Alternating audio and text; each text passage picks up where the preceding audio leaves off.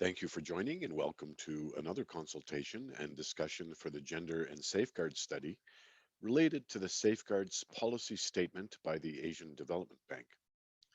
This consultation forms part of the stakeholder engagement that supports the Safeguards Policy Review and Update process, or the SPRU as you may hear us refer to it as.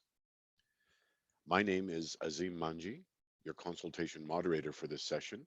This is our 14th thematic consultation so far, and this is the fourth in a series of 5 regional consultations and discussions on gender and safeguards.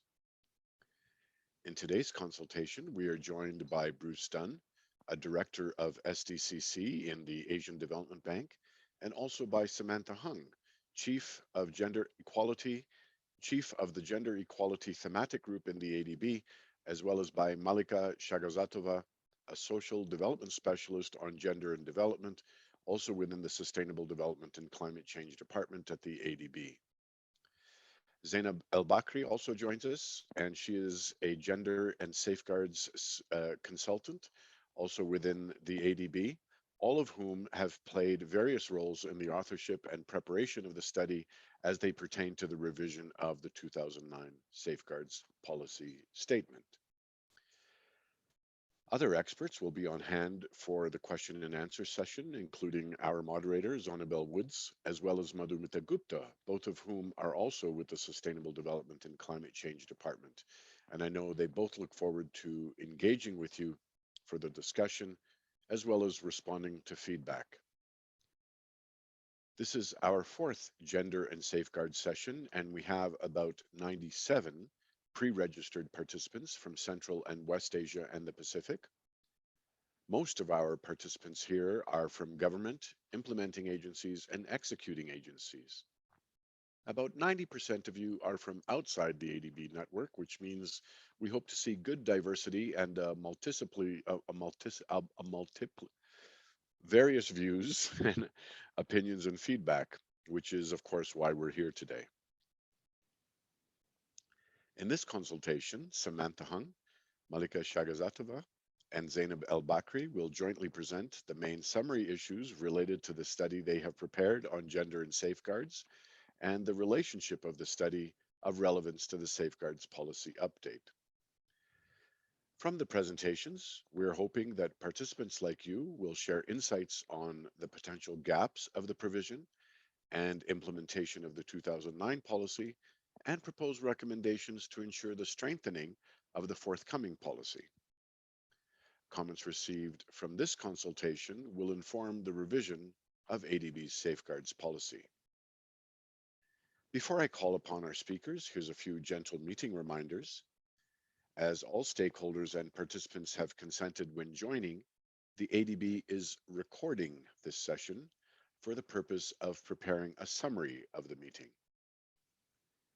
It is the intention that these recordings will be available to ADB staff and consultants, and then more broadly to all members of this consultation publicly.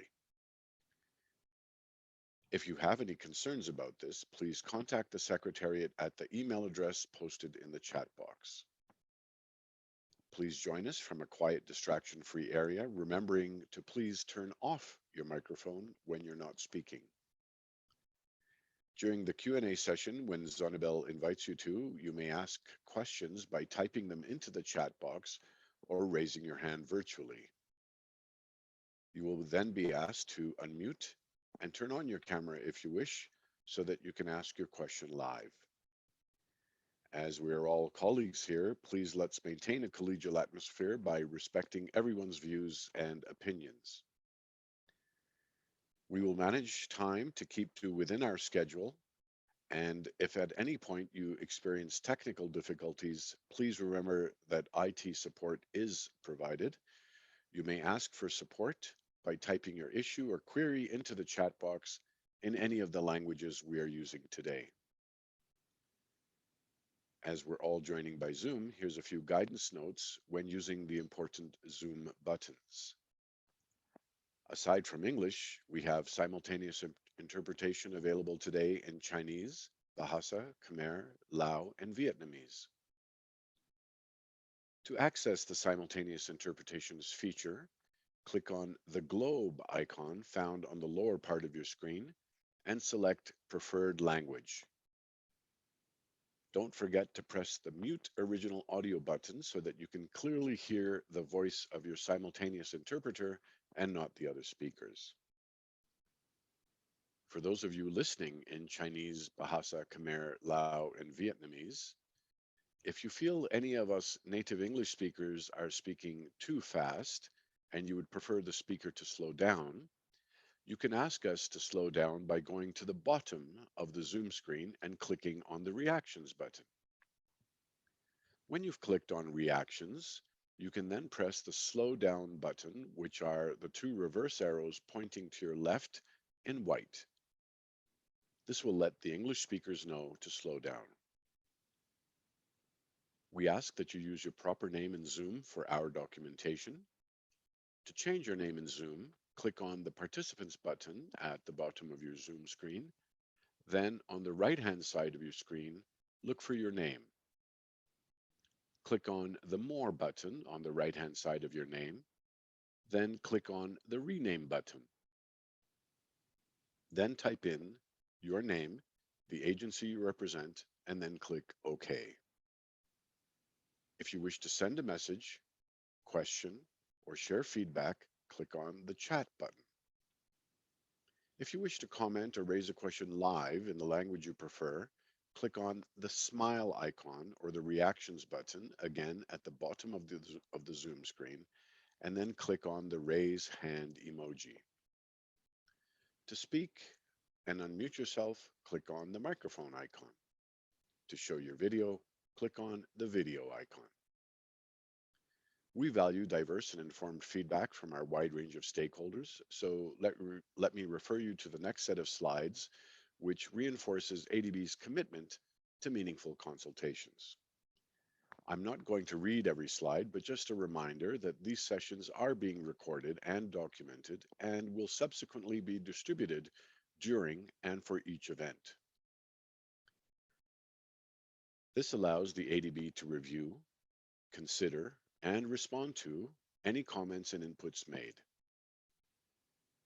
If you wish to opt out of the recording and distribution of the recordings, please contact the Secretariat through the email address at the bottom of the screen or that's in the chat box now. If you have any issues or concerns on recording, confidentiality, potential risks, abuse, or any other kind of discrimination, please get in touch with the Secretariat through the email address at the bottom of the screen or in the chat box.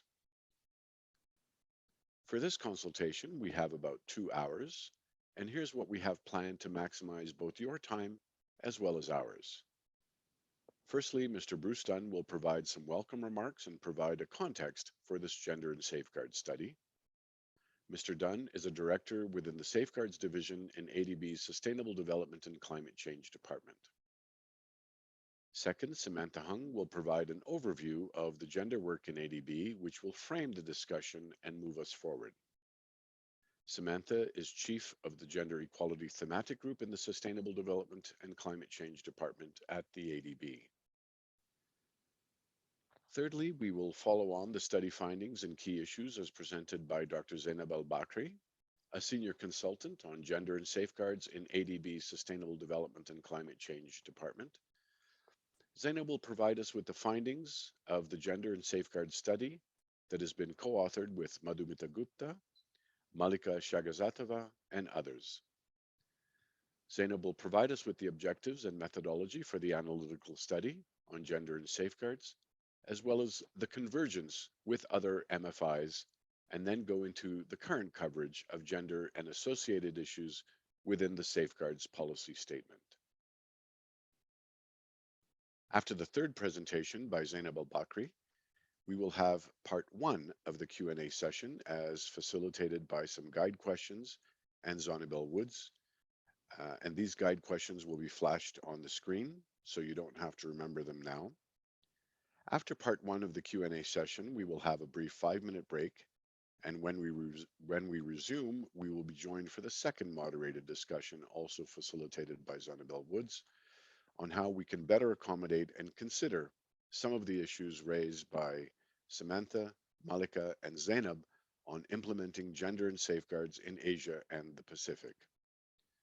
Zonabel is a senior social development specialist in the Sustainable Development and Climate Change Department of the ADB. These two parts of the Q&A session will run for a total of about 70 to 75 minutes. You may ask questions, share experiences, and raise issues in the chat box or through raising your hand using the Zoom features as explained previously. A reminder that you may also ask your questions in English, Chinese, Bahasa, Khmer, Lao, and Vietnamese, again in the chat box or through raising your hand using the Zoom functions. Zonabel will prompt us with guide questions to frame the conversations for the two discussions we will have. Please then join us for some quick event evaluations before we turn you back to Bruce Dunn to give us a wrap up and indicative next steps following the consultation. It's now my pleasure to turn it over to Director Mr. Bruce Dunn for his welcome remarks and contextual overview of the gender study. Over to you, Mr. Dunn. Thank you very much, Azim. Good day and welcome to everyone. Really appreciate you joining this regional consultation today on gender and safeguards. I see that we've got quite a lot of people registered today. Not everyone is on the call yet, so I hope that we will have more people joining, but from the registrations, it was great to see that we had quite a good representation across East Asia, Southeast Asia, and the Pacific. So I'm very much looking forward to an interesting and open discussion with you today. Now I see also from the registrations that we do have quite a few people that have joined us before through these safeguard policy update consultations, but we do also have some new people joining today for this topic on gender. But we appreciate everyone joining, whether it's the first time or the 10th time or however many times you've joined us. We do appreciate your sustained engagement in the process. Now, for those that are joining for the first time, let me provide just some very brief background on the update to the safeguard policy process and why we're here today. Firstly, ADB's Independent Evaluation Department completed an evaluation of ADB's current safeguard policy statement from 2009, and their study was completed in May 2020. And that evaluation recommended that ADB should update and modernize the policy. As you can imagine, after more than 10 years of implementation, there are quite a number of issues that we need to address, including some gaps in the policy in comparison to other multilateral financial institutions. And there are also a range of emerging issues that we need to consider. And that includes on gender issues. So for gender, that evaluation highlighted that we should further strengthen the integration of gender issues across the safeguards, as well as addressing some gaps such as on risks associated with sexual exploitation, abuse, and harassment, which is not specifically covered in the context of the existing policy. Now, ADB management endorsed all of the recommendations of the evaluation report, and we then launched in August 2020 an update process. We're expecting to update the policy over about a 2.5-year period, and at this stage, we're targeting to go to ADB's board for considering the new policy by about March 2023, although we will extend that date if necessary to allow more time for stakeholder consultations, including with yourselves as developing member countries of ADB and other stakeholders. Now, as Azim has mentioned already, we've been preparing a series of background studies on various thematic topics, and they've been presented through these regional consultations. So far, we've completed studies on 14 topics, and we've had consultations with you from developing member countries, but also with civil society and ADB private sector clients. And then we do a range of meetings with other international and regional organizations. And this is extremely important for us to provide a background in terms of comparative practice with other organizations, with implementation in our developing member countries, importantly looking at experience and understanding what some of the challenges are. Now, so far, most of the consultations have focused on some of the core areas, or you might say more traditional areas for the safeguards, on environment, on involuntary resettlement, and in Indigenous peoples safeguards. We're now, however, starting to look at a broader range of cross-cutting issues. We've had consultations, for example, on stakeholder engagement.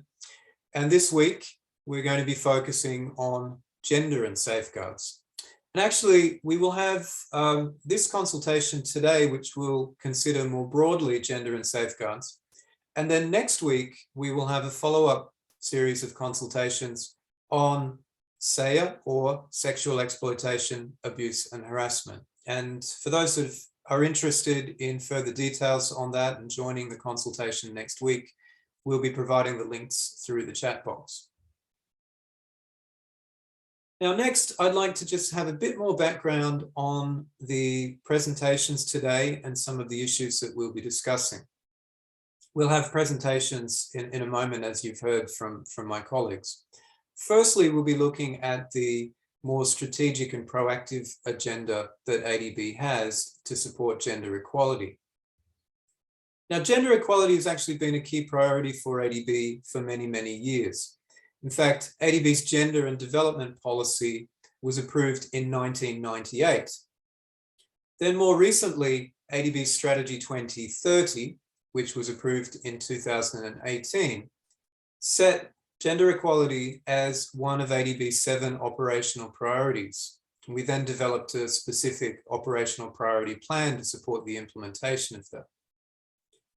Now, this sets out strategic objectives and targets for ADB's support on gender equality, including on women's empowerment in ADB's operations, in our financing, and for our technical assistance. And as part of this, and you'll hear more details in the upcoming presentation, we screen all of our projects for gender issues, and then gender issues are then integrated into project design. So this is a proactive agenda. And it is linked, but somewhat distinct from the work that we do in safeguards, which is more focused on the assessment and management of gender-specific risks in the projects. There are links, of course, as I've mentioned, but it's important to understand how these two agendas work. The proactive work on gender is really looking to see how we can mainstream and support gender issues broadly at country levels, as well as within projects, where the safeguard is more specifically looking at risks and making sure that no one is worse off as a result of the projects.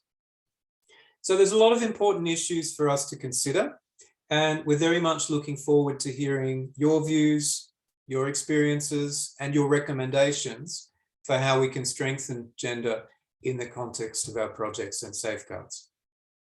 So thank you once again for joining. And with this as background, I'll now turn over to ADB's Chief for the Gender Thematic Group in ADB, Samantha Hung, and then followed by Samantha's presentation, we will then have a presentation by Zainab El-Bakri, who is a senior gender consultant who will present more details on the studies that we have done on gender and safeguards. So again, thank you very much for joining, and I'll now pass over to Samantha Hung. Over to you, Sam. Thank you very much, Bruce, for that introduction, and good morning, good afternoon. I think it's morning probably for most people on the call. I'm really excited to engage with you today, and it's quite a decent sized group, so we really look forward to hearing your views. If we could please move to the next slide. So as Bruce mentioned, what I will do in the next 4 slides or so is give you a bit more of a detailed overview of how ADB approaches our gender work in a proactive sense. And then that will segue into the next part of the presentation, where Zainab will talk about how it's approached within safeguards and some thoughts about going forward. So here I've got on the slide, basically a timeline of ADB's approach to gender work in our corporate architecture. But maybe even before the timeline on the slide, it's important to say that the Asian Development Bank first adopted a policy on the role of women in development, or WID, way back in 1985, because at that time, the focus was on activities that emphasized women as a special beneficiary target group. But since then, ADB's approach, along with the whole international approach, has evolved towards a gender and development approach, which saw gender as cross-cutting and influencing all areas and sectors of social and economic development, and really elevating gender to the mainstream of ADB's development agenda. So as Bruce mentioned, that paved the way for our first formal adoption of an ADB gender development policy in 1998. And that meant that gender consideration started to be mainstreamed into all ADB operations, including our macroeconomic work, sector work, lending operations, grant and technical assistance operations. One of the important milestones after that was the adoption of our gender mainstreaming project categorization guidelines in 2012, because that introduced our 4-tier gender mainstreaming project categorization system, which is still in place. And that has now become regarded as MDB good practice. I'll tell you a bit more about that later. So since then, we've had a series of different operational plans that are time-bound. And what we have now under our corporate strategy 2030 is that that corporate strategy recognizes accelerating gender equality as one of 7 operational priorities to guide all of ADB's work. And it's actually operational priority 2 and what we colloquially call OP2. And so in 2019, an operational plan for that operational priority 2 on accelerating gender equality was approved. So that's really our key document now. In 2022, last year, we also updated our guidelines for our gender mainstreaming categories. And really, it didn't change the categories, but it more explicitly set the quality requirements for the 4 tiers of categorization, which are used to measure, count, and report on the extent to which gender equalities and women's empowerment are integrated across ADB's projects across our whole portfolio. And these updated guidelines also provided clarity on the requirements for some of the newer project modalities that ADB currently uses, such as results-based lending, policy-based lending. And lastly, quite recently in April this year, we approved new guidelines for assessment of gender equality results at exit, or when the project is completed. And that applies also to both public sector and private sector projects. If we could please move to the next slide, I'll just try to summarize in a nutshell what operational priority 2 covers. And the most thing to note here is that this operational priority recognizes that gender equality is critical in its own right as an objective, but it's also a critical enabler for realizing our developing member countries' socioeconomic developments objectives across the board. So the operational plan, which takes us to 2024, has 5 operational strategic pillars, if you like, and those are 1 to 5 on the left there listed. So firstly, women's economic empowerment, and that's talking about a broad range of economic empowerment, including things such as jobs, access to finance, etc. The second one is human development, including education, health, and social protection. The third is decision-making and leadership at all levels. The fourth is reduction of time poverty, and that relates predominantly to the fact that ADB invests in a lot of infrastructure, and a lot of these different types of infrastructure can directly reduce will save women's time, really. And lastly, the fifth one is resilience to external shocks. And that includes economic shocks, climate shocks, disaster shocks. So it's quite broad. It also highlights this operational plan, 5 key operational approaches. Firstly, that ADB will scale up gender mainstreaming across all sectors and thematic areas of work. the need to integrate Sustainable Development Goal 5's transformative gender agenda. Thirdly, to enhance our gender mainstreaming in our private sector operations. And we've seen a lot of growth in that area over recent years. Fourthly, it recognizes the importance of tackling multiple gender equalities at the same time through integrated solutions. And lastly, the importance of developing the capacity of our partners. So that includes government implementing and executing agencies, as well as private sector clients and other partners. So ADB overall, through this Operational Priority 2 plan, is committed to lift our game to go beyond standard gender mainstreaming towards a more transformative approach aligned with the Sustainable Development Goals, especially Sustainable Development Goal 5, but also linked with the achievement of other Sustainable Development Goals. So on the next slide, I'll explain a bit more how our 4-tier project categorization system works and how we really track our progress. So as I mentioned earlier, this is well recognized as a multilateral development bank good practice, and other peers often look to our experience to see how they can learn.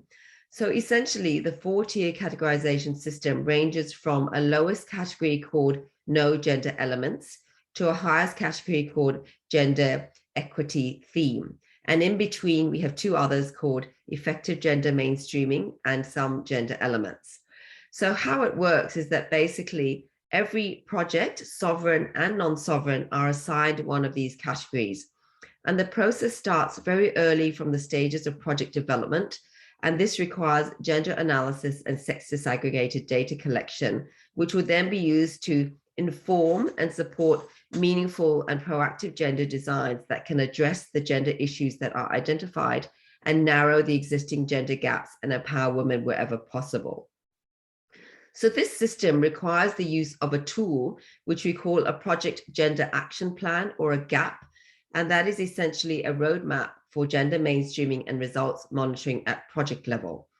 And a GAP, or Gender Action Plan, is required for the 2 highest categories of gender equity theme and effective gender mainstreaming. It's also important at the same time to mention that gender considerations and mitigation and safeguard measures are also required for all projects, irrespective of the gender categorization. So that's really the do no harm versus the more proactive do good split in the approach. There is also an established in-house check and balance or quality assurance system for confirming any project's gender category to ensure that threshold quality requirements are met. Strategy 2030 also sets an ambitious 2-fold target to support gender equality at a corporate level. So the 2 targets are that ADB has committed that gender inclusive project designs will be in at least 75% of our total operations by number by 2030, and that 55% of those will be gender mainstreamed. And by that, we mean the 2 highest categories of gender equity theme and effective gender mainstreaming. We also have another target for completed operations, and that is that 80% of gender mainstreamed projects, those that are in the highest 2 categories, will have delivered their intended gender equality results by the time they are completed. So these targets are part of our corporate results framework. We track and we report on these annually.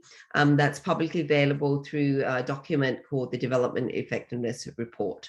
So if I could move on to my last slide to shift a little bit to how we approach gender in safeguards and the findings of the independent evaluation department report that Bruce mentioned earlier.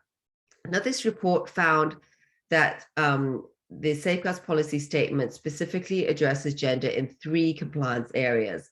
Firstly, through consideration of females as a vulnerable group in social impact assessments. Secondly, through gender sensitive consultations. And thirdly, through gender responsive grievance redress mechanisms. The report also noted, however, that the policy and related portions of our operations manuals have not evolved sufficiently to provide the necessary guidance on emerging issues, including, for example, sexual exploitation, abuse and harassment, or SEA for short, and in particular, SEA-related issues at the work site and broader project impacts and risks on communities. So the report further noted the need to expand the coverage of the policy to clarify and integrate safeguards aspects of cross-cutting social dimensions, including labor and working conditions, community health and safety, gender, labor influx and migrant workers, stakeholder engagement. And some of these are currently addressed by other ADB safeguards and policies. So it concluded that emerging gender risks cut across environmental safeguards, health and safety, gender and social protection, and there may be a need for a more integrated approach.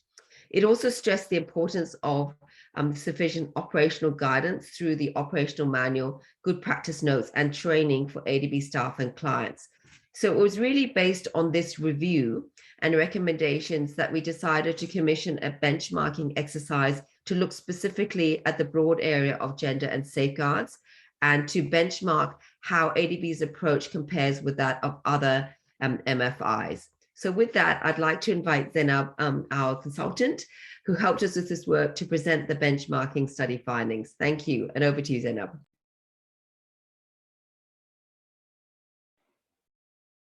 Thanks, Sam. So I will present the results of the benchmarking study that was undertaken, and the objective of this study was to compare ADB's current policies, strategies, and practices of work on gender with those that are used by peer MDBs. And the benchmarking exercise covered the PMDB's safeguards policy frameworks, implementation structures, modalities, practices, and resources. And it involved identifying both some of the gaps and strengths and weaknesses of current ADB approaches. Next slide, please. No, the following slide, sorry. So we started to actually look at what is in the current safeguard policy statement of ADB, dating from 2009. We found that they do realize that there was a juxtaposition between safeguards in the aspirational aspects of development. And the document felt that the specific focus on safeguards and not on the broader aspirational objectives was considered appropriate.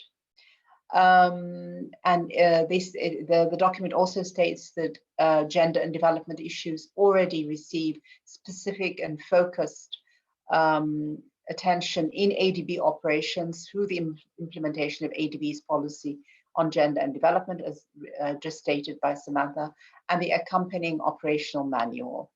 However, we found that issues of gender-based violence, sexual harassment, and sexual orientation, gender identity were absent from the SPS, as well as gendered aspects of very important areas such as climate change and labor and working conditions.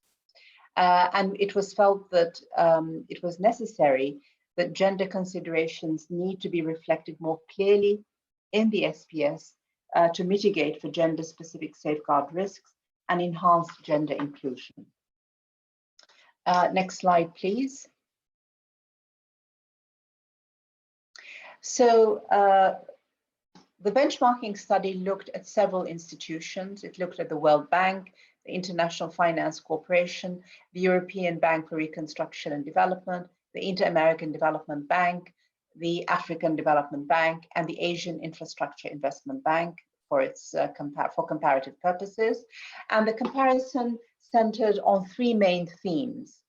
First, it compared whether there was any mention or commitment to gender equality in the safeguard policy and vision, the nature of gender-specific provisions in performance standards or requirements, and what was the kind of guidance materials for implementation support that were available.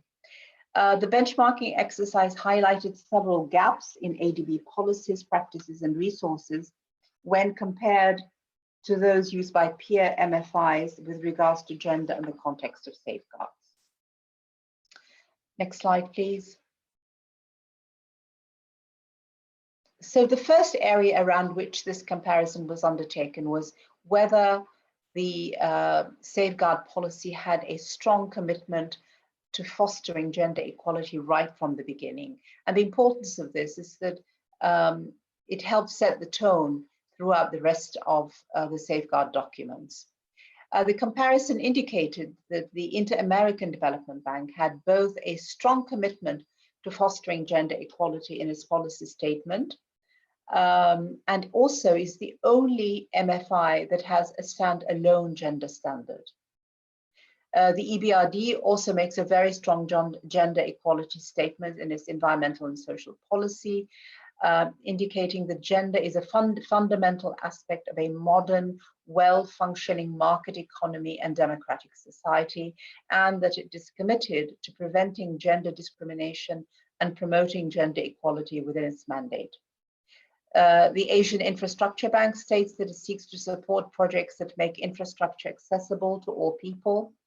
Its policy statement indicates client support to identify potential gender-specific opportunities and risks, and to develop mitigation measures to avoid such risks.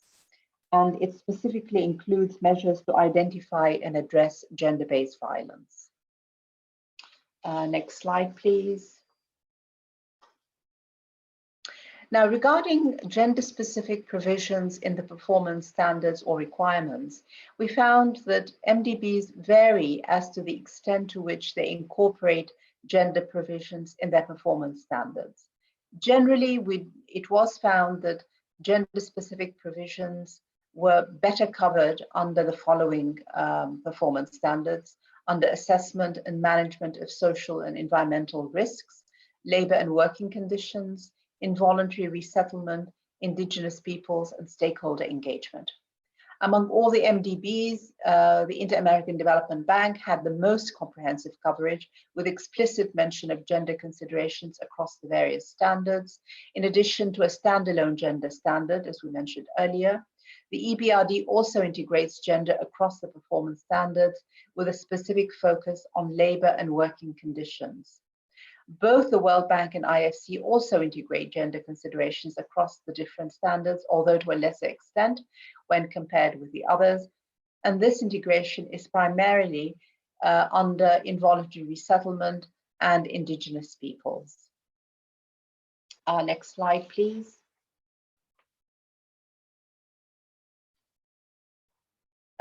As I said earlier, we also looked at the kind of guidance material that is provided for implementation support.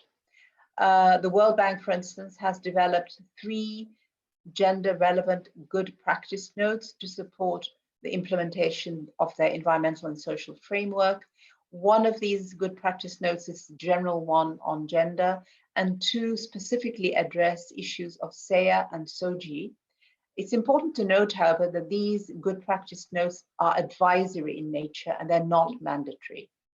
The IFC also has a set of guidance notes accompanying its performance standards, in addition to different resources that it has developed, which can assist in undertaking gender-responsive measures in its projects.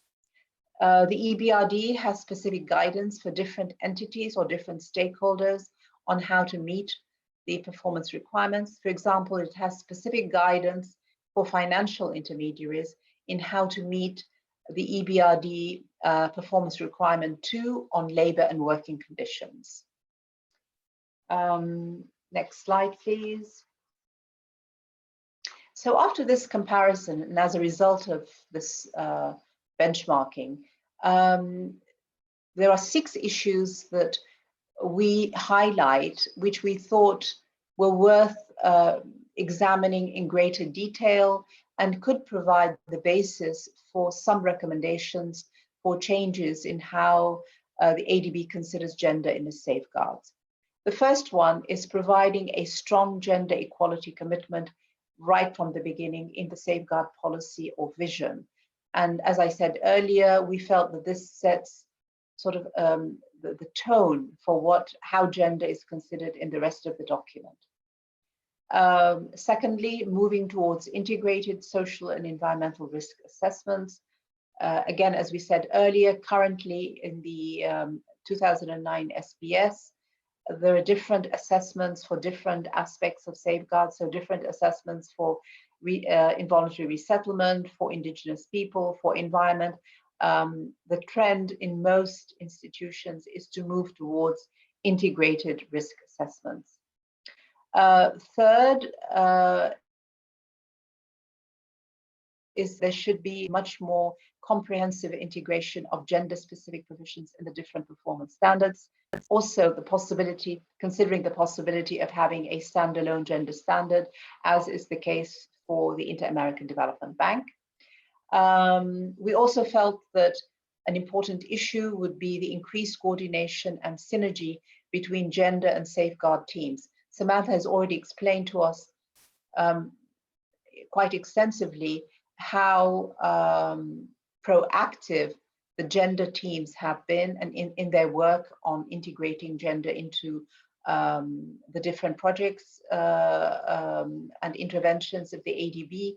But we felt that there needs to be a greater coordination and synergy between the work that is done between the gender teams and the work that is done between the safeguard teams. We also, as a result of this benchmarking study, realized that there has to be a renewed emphasis on learning and capacity building in the area of gender, both for ADB staff, but also for implementing agencies and the borrowers. And also an emphasis on learning the lessons from previous failures, if you will, especially as seen in complaints that might be coming to the accountability mechanism of the ADB. And finally, the glossary that accompanies the new updated safeguard document should have relevant definitions that are gender related. So things like gender-based violence or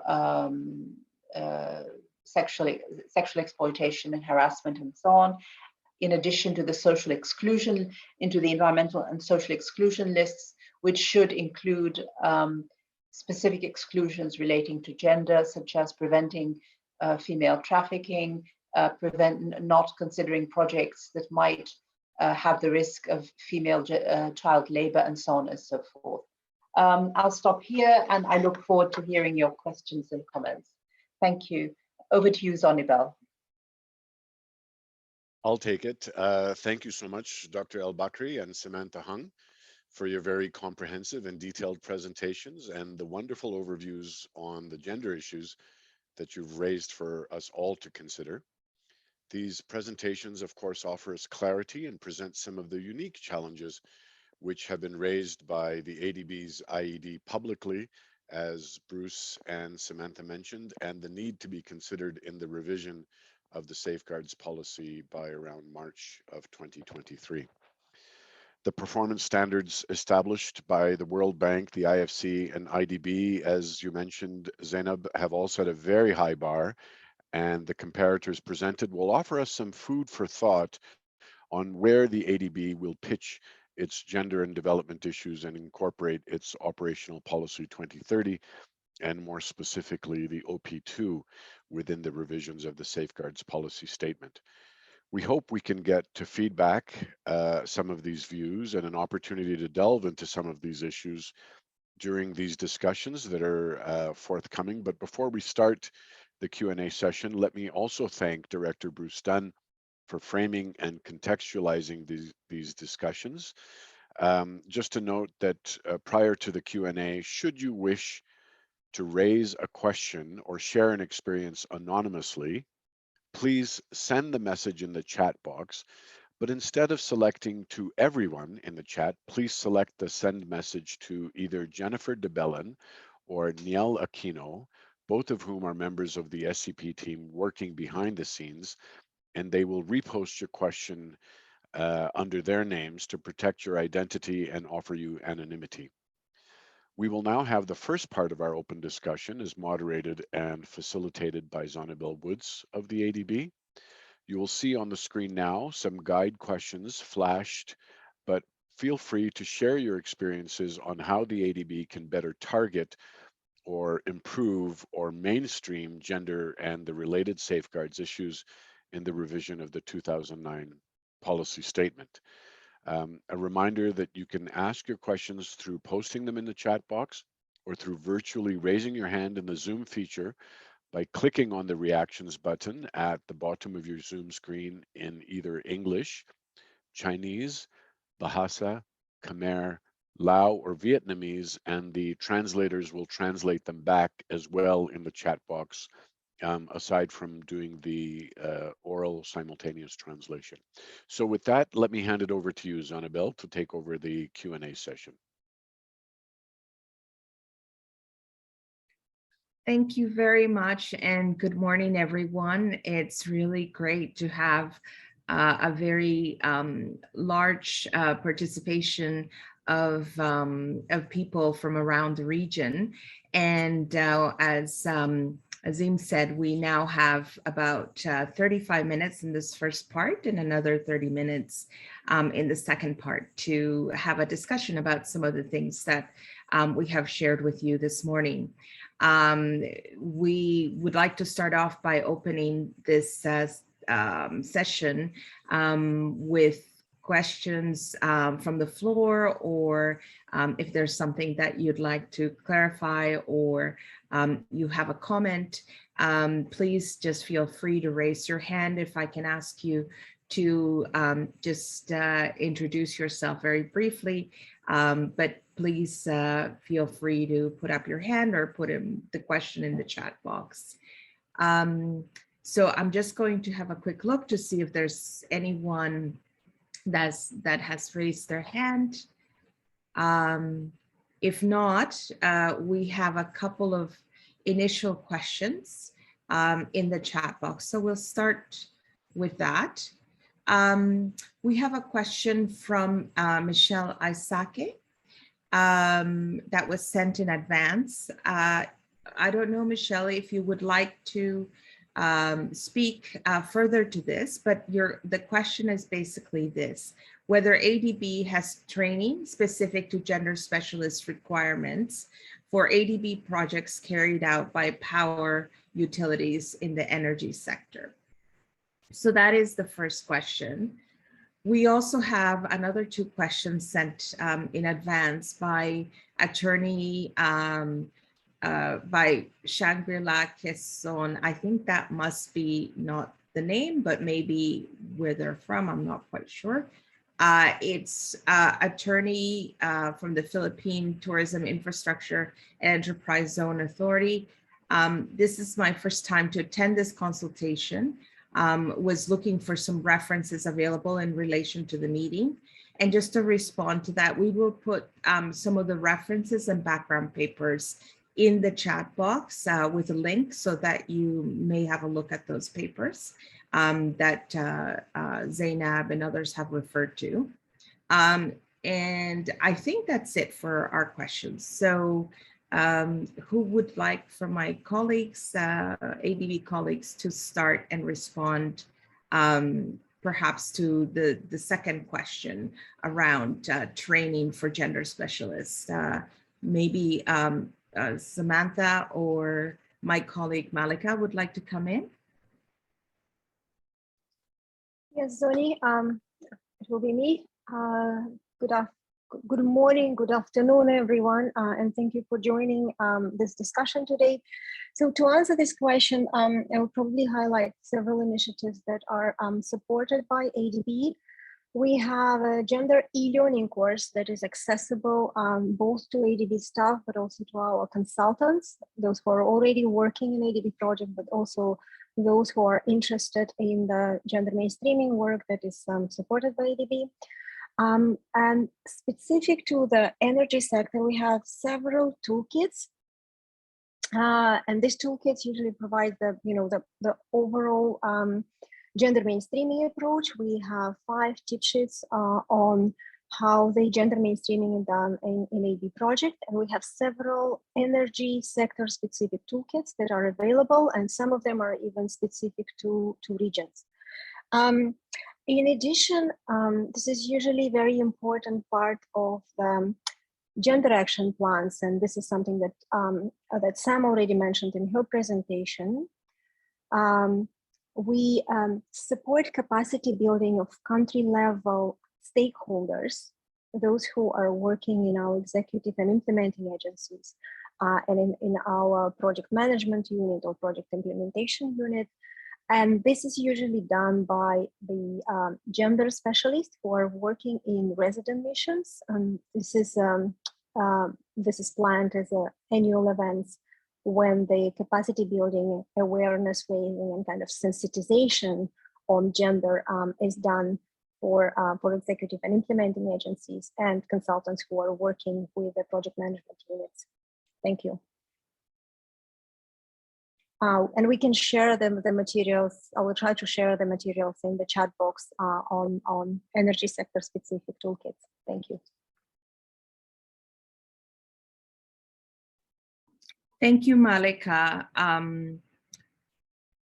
So I think it would be, I don't see any raised hands or questions in the chat. So maybe it's a good time for us to look at some of the guiding questions that we have in the slide. So the first one is, what are the potential relationships between gender and safeguards that we need to be aware of? I note that we have a number of colleagues from government departments and implementing agencies, from DMCs. Perhaps from your experience and working on ADB projects, you can share with us some of your perspectives on what are the potential relationships between gender and safeguards that you have encountered that we need to be aware of if we're not currently, or that you think are particularly important to highlight in these gender and safeguards discussions. Is there anyone that would like to take the floor?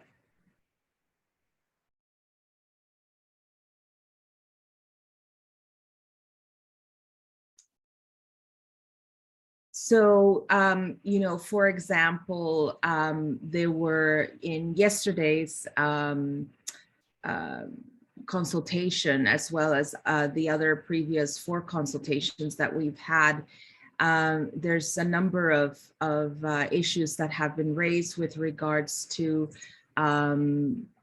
project designs, ensuring that women participate in the consultation process, that the infrastructure that we are building is, you know, meets the needs of women, that health and safety related issues that we are taking into account, sort of the specific gender differences and needs of women, and so on. So in terms of contracting and working with contractors, how are we ensuring that women are not only benefiting from the employment, but are actually their existing labor rights are being adhered to?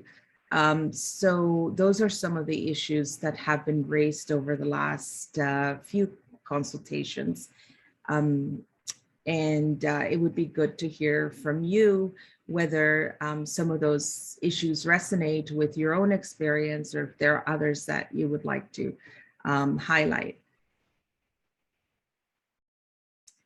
And here, maybe I can also ask my colleagues from Safeguards, Bruce and Madhu, also to come in and maybe share with you some of the examples and thinking around sort of what are the relationships between gender and safeguards that we are seeing now, and sort of what are some of the questions that they have around this for these consultations.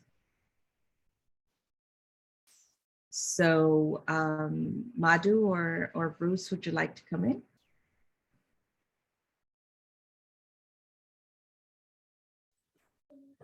Thank you very much, Soni. Madhu, would you like to just come in first, maybe talking about some of the project experiences as well? Sure. Good morning and good afternoon, everyone. The experience of, assessing gender impacts in our projects, what we have found, especially during the update process, is one thing that has come up is that monitoring, of gender impacts, and then also disaggregated data. We don't normally sometimes collect adequate data. Another aspect, what we figured out was not only related to gender, but also other topics in terms of the manner in which the vulnerable groups are identified and how the issue of intersectionality is assessed. So these are some of the weaknesses that we find. Now, in the policy level, what we also found that in terms of what you need to assess or what should be the requirement to assess, gender risks in projects, the language was also very limited and it lacked clarity. So this was a discussion internally as well as during our implementation process.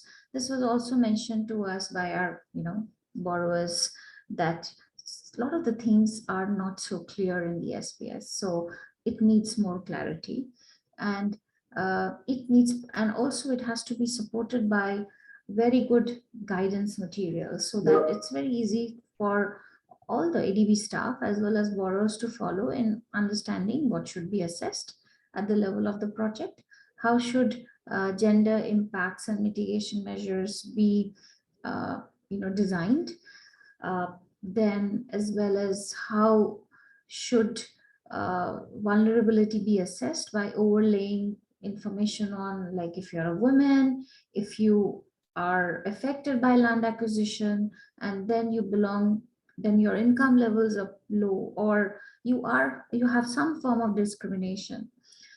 So considering all these aspects, we are trying to see things more in terms of an integrated manner to see how all these impacts, environmental and social impacts, interact with each other, and how best we can assess them, screen them, and address them in our projects.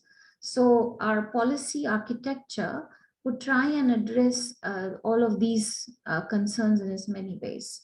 I will now hand over to Bruce, and then Bruce can go a little more detail into, how we are thinking in terms of the policy and other issues as well that maybe has come up during the other consultations. Yes, Bruce, over to you. Thank you very much, Madhu. I do see a hand actually, I think from Ineke Sri Indarini, I believe, from the Ministry of Public Works in Indonesia. Would you like to come in? Be great to hear from participants, and then we can speak more.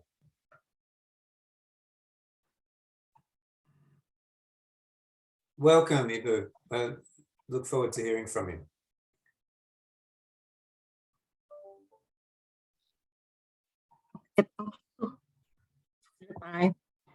I would like to share maybe in Indonesian language, sorry. That's it is easy for us, for me to explain in Indonesia. We have the related, Indonesian. Okay, yeah. Related to the question number 1, actually in Ministry of Public Work and Housing, we have been set up, ya. Kita telah men-set up bagaimana integrasi gender termasuk vulnerable people itu di dalam rencana strategik untuk 5-year program ke depan, bahkan 2020 sampai 2024. Nah, ini sebetulnya juga sudah di-set up oleh National Government melalui Bappenas. Bappenas men-set up itu di dalam integrasi gender dan termasuk untuk inklusi sosialnya itu di dalam RPJMN. Jadi rencana jangka panjang nasional sampai 10 tahun ke depan 2030. Kemudian setiap kementerian dan lembaga harus menerjemahkan daripada RPJMN itu dimasukkan di dalam rencana strategik dari masing-masing kementerian dan lembaga. Kemudian dari masing-masing kementerian akan men-set up lagi roadmap, 5-year roadmap itu terdiri daripada 5-year program ke depan, dan itu nanti diterjemahkan di dalam yearly program. Yearly program itu nanti ketika akan diaplikasikan di dalam program kegiatan setiap tahun itu harus disusun perencanaan penganggaran responsif gender. Di dalam perencanaan penganggaran responsif gender itu ada semacam analisis guideline, termasuk di dalamnya adalah identifikasi daripada isu dari setiap program kegiatan, di mana Kementerian PUPR itu terdiri ada 11 subsektor, ya, termasuk sumber daya air, bina marga, kemudian water sanitation, perumahan dan sebagainya. Nah, masing-masing daripada subsektor mengidentifikasi isunya berdasarkan program kegiatan yang sudah disusun di yearly program itu.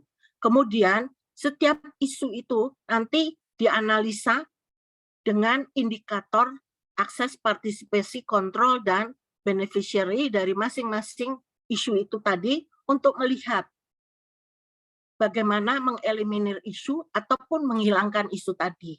Nah, itu nanti disusun di dalam gender analysis dari masing-masing isu tadi, kemudian itu nanti dikerucutkan di dalam suatu anggaran untuk dapat diimplementasikan, untuk mengeliminasi isu atau untuk mengurangi isu tadi. Nah, untuk monitoring evaluasinya itu harus dilihat dari sisi output dan outcome. Outcome itu untuk melihat sampai seberapa jauh isu itu tadi, isu yang kita masukkan di dalam gender action plan tadi, di dalam akhir tahun dilihat isu-isu tadi sudah dapat dieliminasi atau dikurangi. Nah, inilah yang mekanisme sistem ini yang kita terapkan di dalam Kementerian PUPR, dan ini sudah di-guideline oleh Kementerian Pemberdayaan Perempuan dan Perlindungan Anak. Jadi standar ini karena drivernya ada 4 di kita, yaitu KPPA, Bappenas, Kementerian Dalam Negeri, dan Kementerian Keuangan. Nah, Kementerian PUPR ini sendiri mencoba untuk membuat kebijakan agar setiap infrastruktur yang disusun itu dapat diakses oleh seluruh kelompok masyarakat, termasuk poor people, elder people, disability people, children, dan termasuk suku-suku terasing. Nah, karena kita punya prinsip di dalam kebijakan dan strategi Kementerian PUPR adalah bahwa kita mempunyai prinsip infrastruktur for all, di mana prinsip infrastruktur for all itu terdiri dari prinsip yang pertama, universal utilization. Universal utilization dimaksud itu bahwa seluruh infrastruktur itu dapat dimanfaatkan oleh seluruh kelompok. Kemudian safety, secure, convenience, aman, nyaman, dan selamat. Kemudian gender equity for basic need, ya. Dan terakhir environmental friendly. Berdasarkan 4 kriteria ini, seluruh subsektor harus mengacu pada prinsip-prinsip ini untuk menghindari adanya kesenjangan gender di masing-masing program kegiatan. Karena dianggap bahwa dengan memasukkan prinsip ini, program kegiatan itu sudah harus mengintegrasikan kebutuhan kesetaraan gender di masing-masing subsektor. Jadi inilah yang kira-kira kita buat, dan selama ini kami sudah melakukannya dari tahun 2010 sampai sekarang. Dan Kementerian PUPR sudah berturut-turut mendapatkan award yang tertinggi dari Kementerian KPPA itu 4 kali berturut-turut. Karena memang kita melakukan dengan dari seluruh subsektor itu secara komprehensif untuk melakukannya di lapangan. Jadi inilah yang sudah kami lakukan. Mungkin ini juga selalu kami sharingkan kepada pihak negara donor, termasuk Australia yang sekarang sedang bekerja sama dengan kita, terutama dengan pemerintah daerah, karena kita membantu juga assist pemerintah daerah, terutama di dalam bagaimana mereka mengintegrasikan aspek gender itu ke dalam program kegiatan dengan dana dari local government. Nah, inilah yang sharing yang kami lakukan. Mudah-mudahan sharing ini juga bisa diintegrasikan juga di dalam program Gender Action Plan-nya EDB. Karena yang paling penting adalah ketika sudah dimasukkan kebijakan strategi, itu harus dapat diimplementasikan. Bagaimana cara mengimplementasikan? Yaitu memblended, mengintegrasikan di dalam perencanaan dan program anggaran. Tanpa itu tidak kalau hanya sekedar gender action plan dan tidak dilakukan di dalam perencanaan penganggaran itu menjadi sia-sia, nggak ada artinya. Nah, dan terutama monitoring evaluasi itu merupakan yang sangat penting. Jadi suatu action plan yang sangat penting untuk melihat sampai sejauh mana bahwa isu-isu itu tadi tertangani. Jadi kira-kira seperti itu. Terima kasih, mungkin saya sampaikan kepada Mr. Bruce dan yang lain.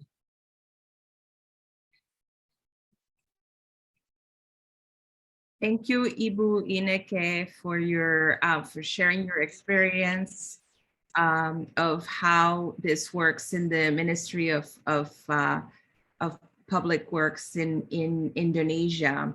And you've highlighted some really important issues around sort of coordination, as well as how you are implementing the national plans and sort of bringing it to the local the local implementation, as well as, you know, we all know the importance of ensuring that there's budget allocations and close monitor and evaluation. So thank you very much.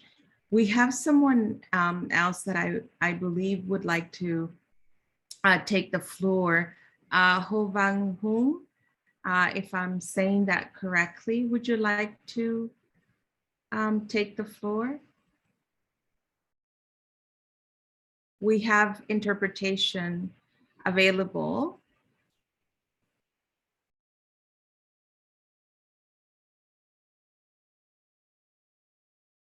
And you can also type it into the chat box as well. And we can get help from our interpreters in with your question, if that might be easier. Okay, if not, I'll go back to you, Bruce.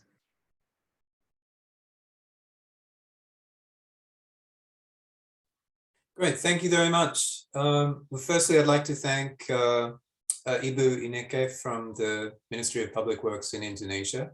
That was really good to be able to hear the more strategic approach that the Indonesian government has for the gender action plans and how that's cascaded down through to the sector planning processes with 5-year plans and then down to annual programs.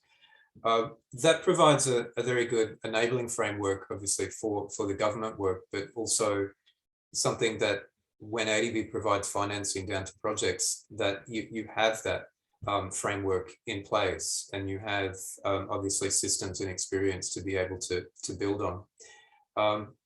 I'd be very much interested, Ibu, if you'd like to elaborate further on any of the challenges that you face. I know that the Ministry of Public Works is engaged with ADB and also the World Bank. I believe the World Bank works closely with your ministry as well.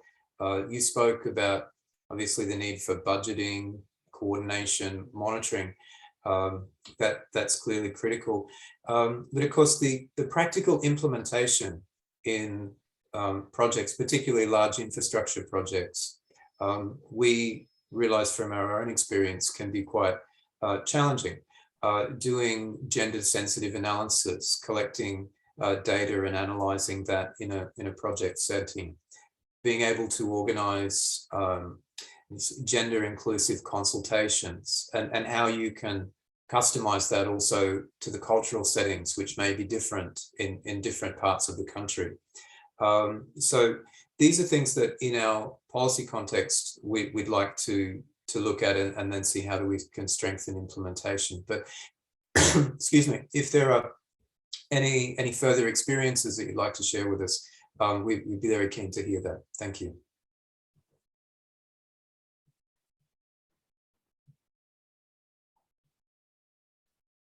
Okay. Can I speak now? Oh, huh? There we go. Okay, thank you, Mr. Bruce, for the timing. Pada dasarnya banyak sekali tantangan yang sedang kita hadapi.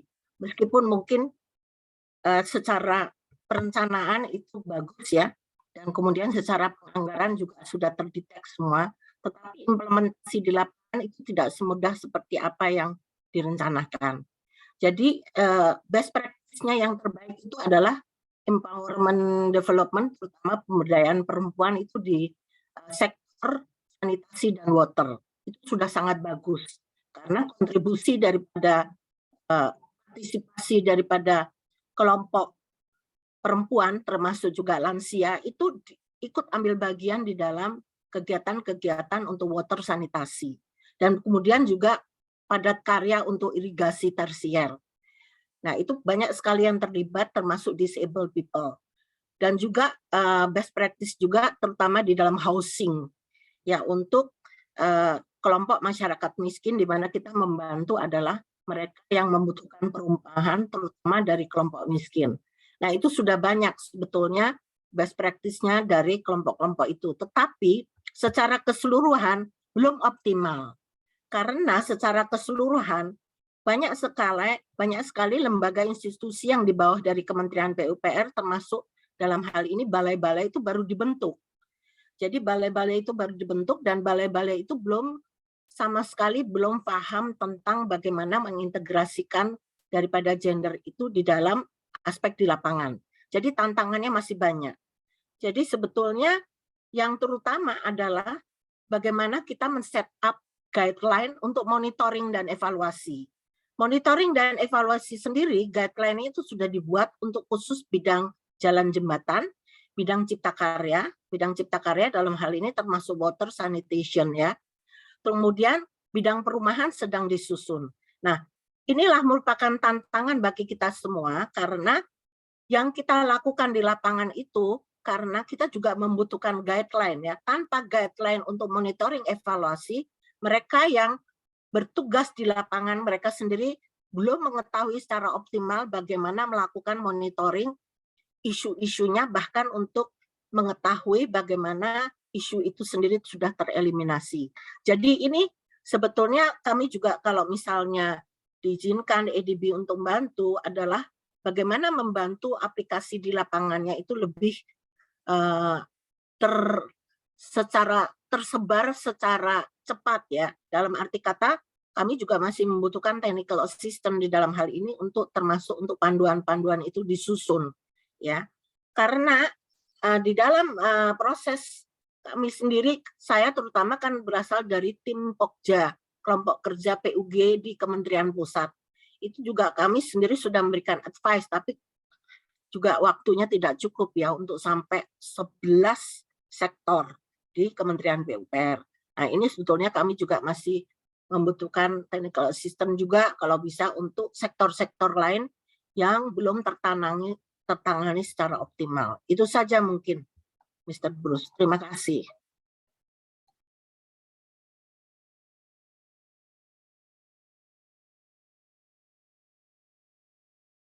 Thank you, Ibu Ineke, for sharing with us sort of your further experience. I know that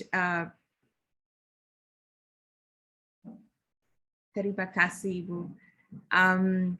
So, Bruce, I believe that you have also received a question from one of the participants. So I will just turn over to you to respond to that question.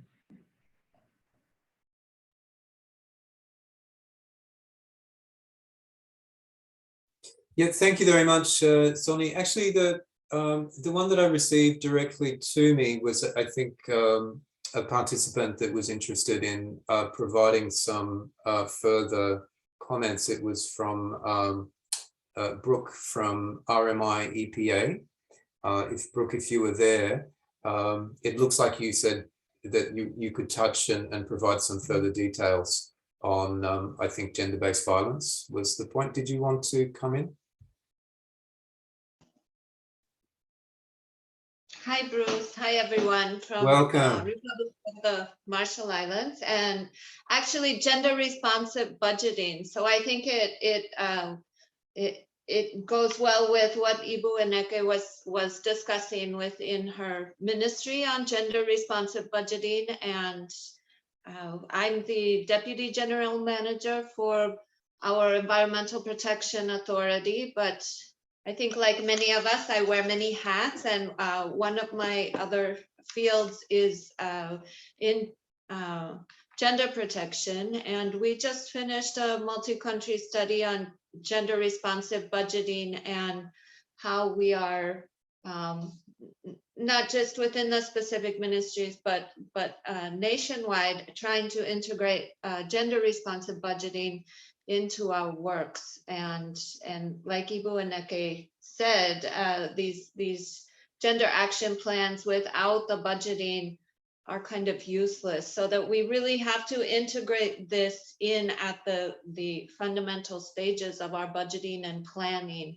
And so we're at the early stages of that here, but I think with our donor partners and how we begin to develop the projects, that is something that should be integrated into those early stages where it's working together and implementing gender responsive budgeting, so that it's a bit more harmonious, and that the gender responsive budgeting actually allows us to address issues like gender-based violence. I mean, that's why it's there. Gender equity, maybe more over equality, and be able to support our healthy communities in our own, using our own cultural best practices.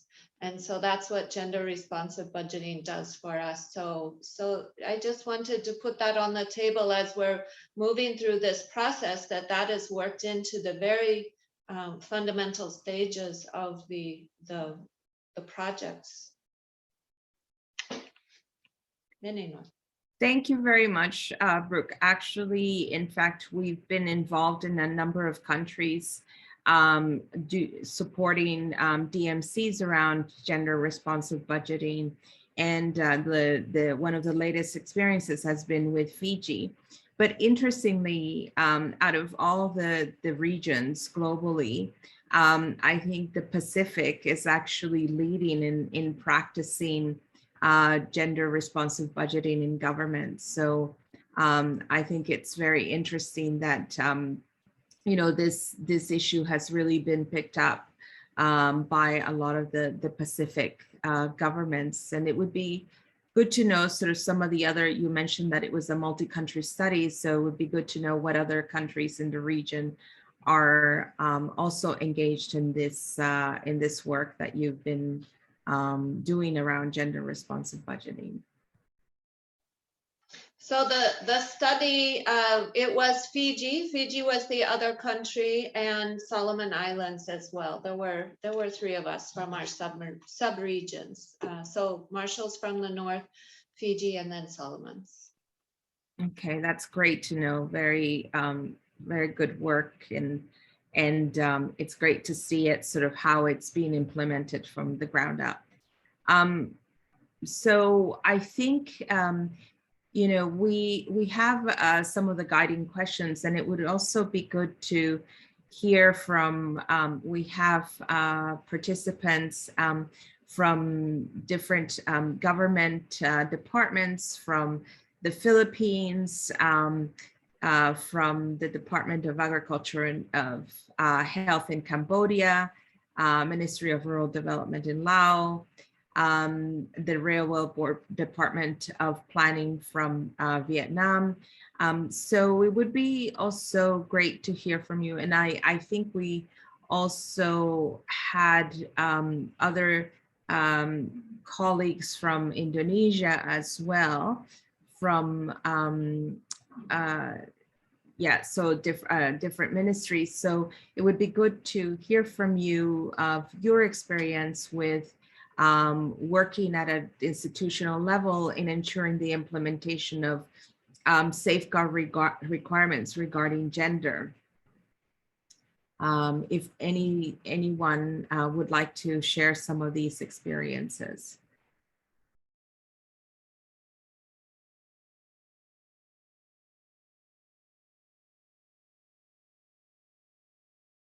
So I think also it would be good to hear to what extent, you know, when engaging with ADB in terms of discussing safeguards, what have been some of the,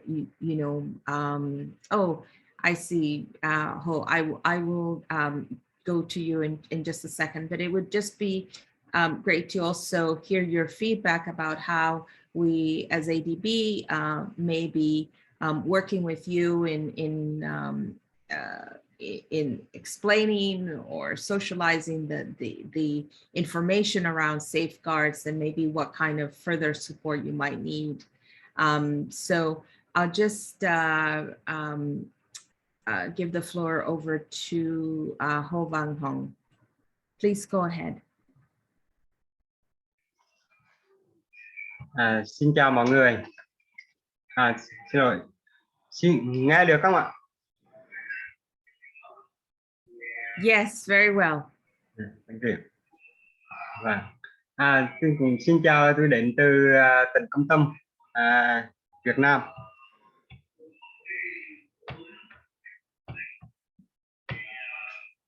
Tôi cũng xin chia sẻ trong quá trình triển khai chính sách an toàn của ADB tại tỉnh Công Tâm.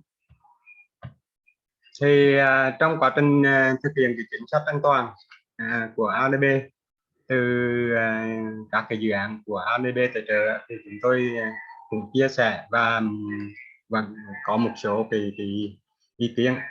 Thì cái thứ nhất, khi triển khai cái dự án các cái chính sách an toàn của ADB tại tỉnh Công Tâm thì chúng tôi cũng cảm nhận là các cái quy định về cái khung chính sách của Việt Nam thì cũng đã gần cập nhật với cả cái khung của nhà tài trợ của ADB.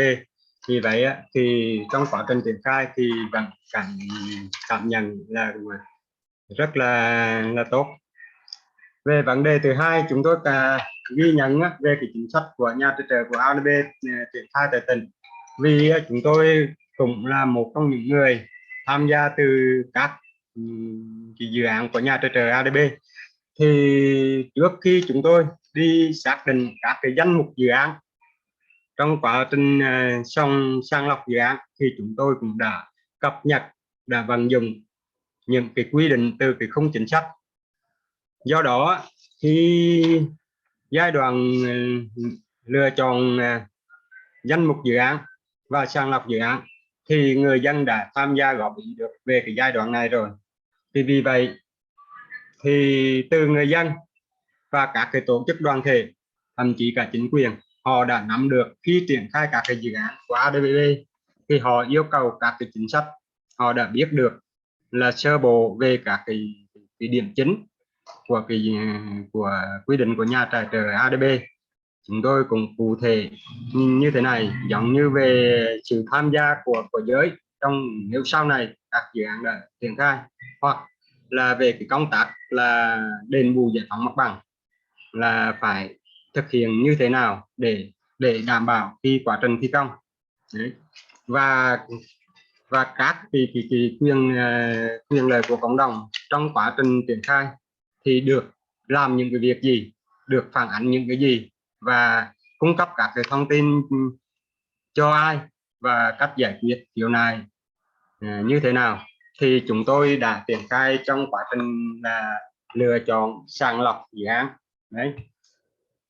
Và trong quá trình triển khai dự án thì cũng vậy, chúng tôi cũng thường xuyên là phối hợp giữa các cái tổ chức đoàn thể của khu vực triển khai dự án đến là các cái hội nhỏ nhất của cấp thôn, cấp xã. Đấy. Thì do đó là các cái thông tin và những cái rủi ro khi triển khai dự án về chính sách thì được hạn chế đến mức thấp nhất.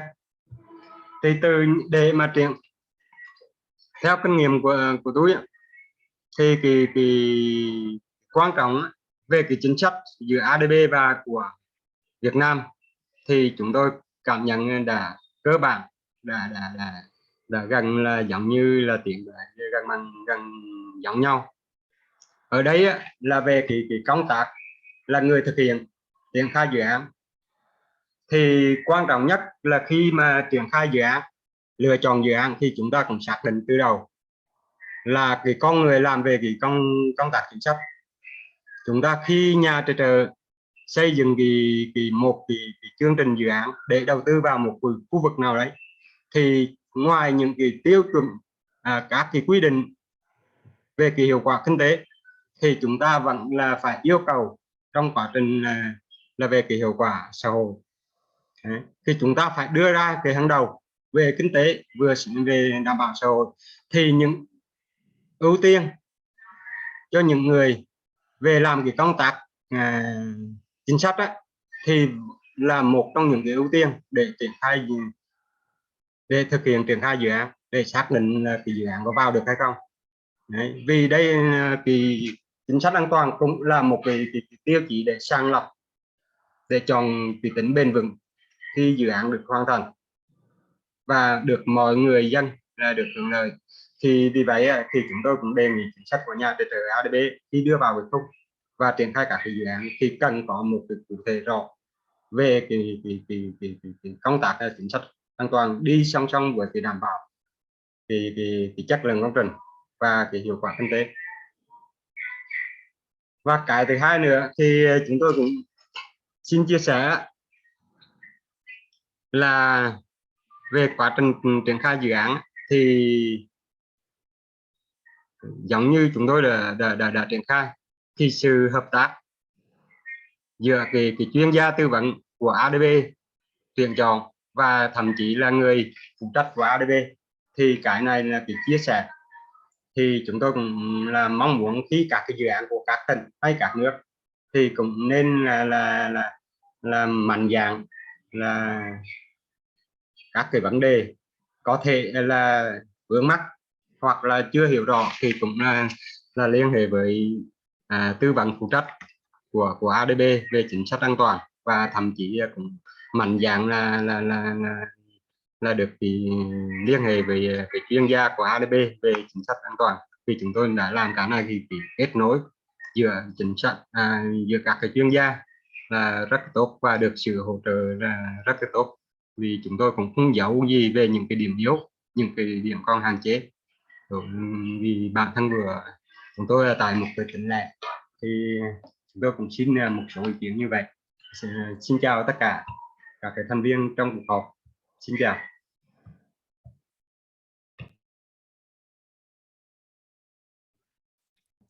Thank you so much, Mr. Ho, for that that very important feedback, and also that suggestion, you know, the suggestions that you have made about how, you know, we might be able to better support and coordinate the work around safeguards.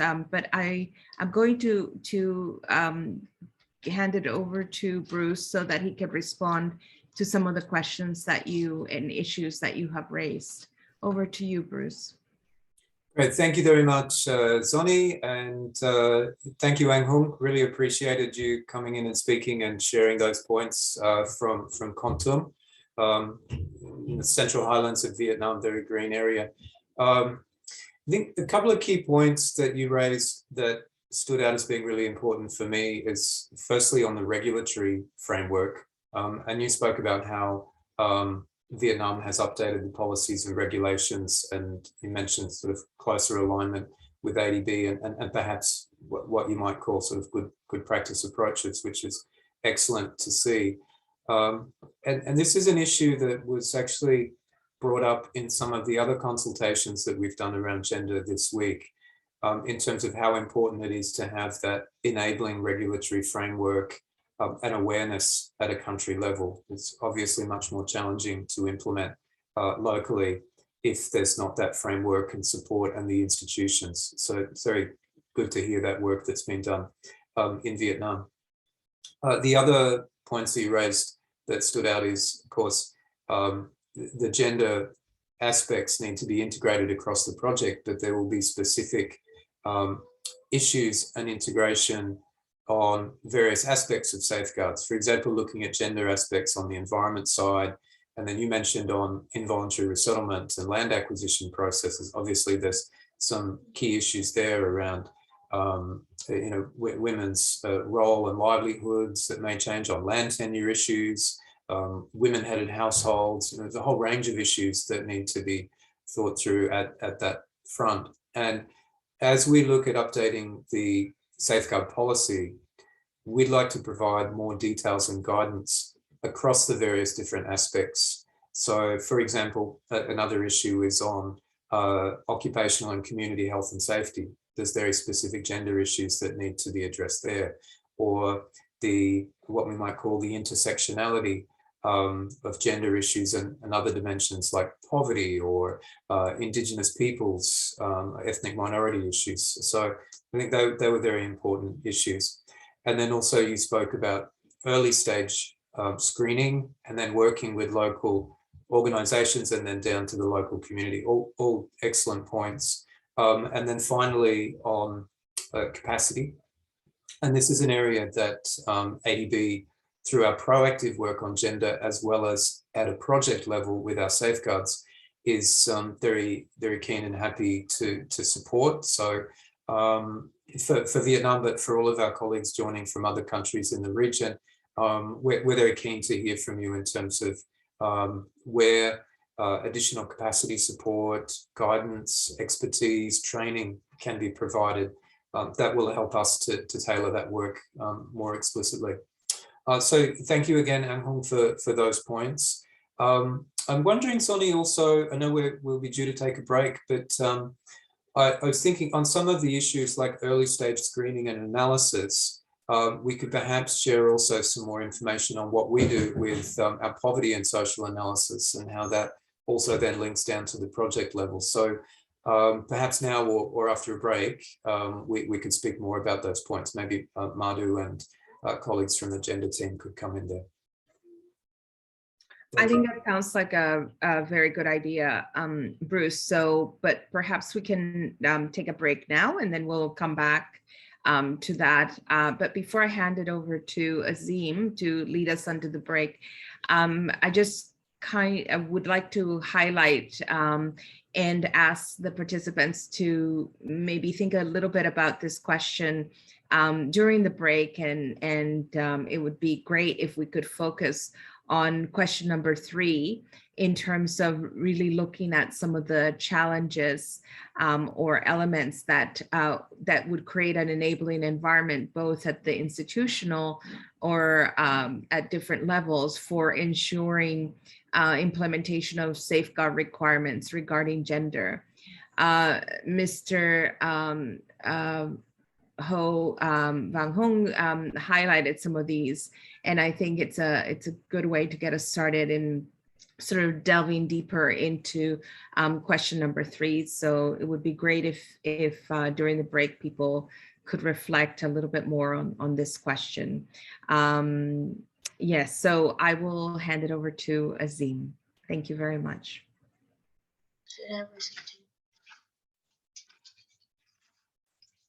Thanks very much, Zonabel. Having concluded part 1 of the Q&A session, let's now pause for a 5-minute break. Before I do, or before we do, can I please invite you to think about our poll evaluation that we're going to have coming up a little bit later on.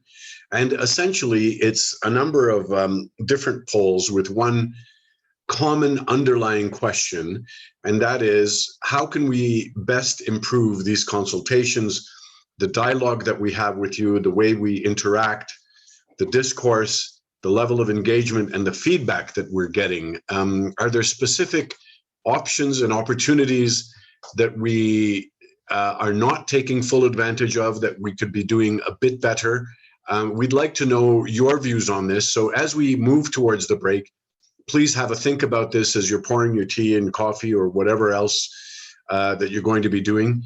Think about how we can better improve the level of engagement that we have with you. That would really help us.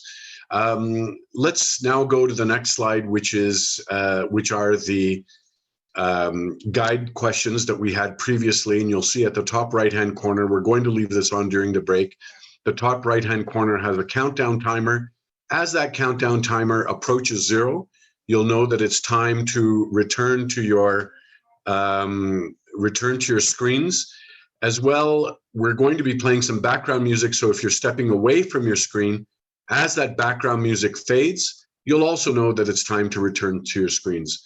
So with that, let's take a bit of a breather and be prepared to rejoin refreshed in about 5 minutes. Thank you, and see you all very soon.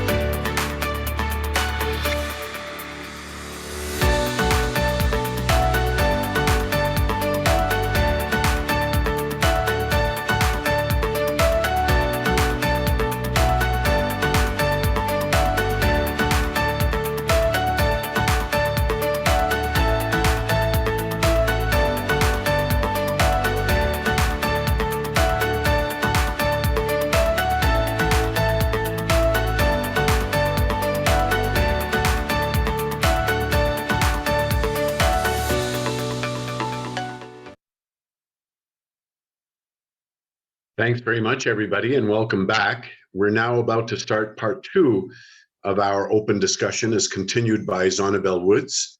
A reminder that you can ask questions through posting them in the chat box or through virtually raising your hand in the Zoom feature by clicking on the reactions button at the bottom of your screen in English, Chinese, Bahasa, Khmer, Lao, or Vietnamese. And a further reminder that should you wish to raise a question or share an experience anonymously, please send the message in the chat box, but instead of selecting to everyone in the chat, please send the message to either Jennifer de Belen or Niel Aquino, and they will repost your question under their name, which will allow you to have your identity and anonymity protected. After this Q&A session, a reminder to not run away. Please stay online, joining us for a very quick evaluation before we turn you back to Bruce Dunn to offer us a summary, a wrap-up, and indicative next steps. So with that, let's turn back to Zonabel Woods. Zoni? Thank you very much. And I hope that everyone had a chance to stand up and grab a drink, and maybe you did as I did. I did a little dance to the song that was playing because it just felt like it was that kind of energizing type of music. So I hope you had a good break. Before the break, we talked about how we wanted to share with you from an ADB perspective about the process that we engage in developing the poverty, gender, and social analysis. So in order to share that experience, I'll turn over to my colleagues Malika and Madhu, who can speak about the process and what it usually includes, and sort of the relationship to safeguards as well. I'll call on Malika first, followed by Madhu. Thank you. Over to you.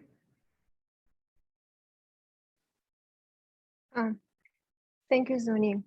I will share in the chat box the requirements for our gender mainstreaming categorization systems that clearly, explicitly says that one of the key requirements for gender categories is gender analysis that needs to be done during the project preparation.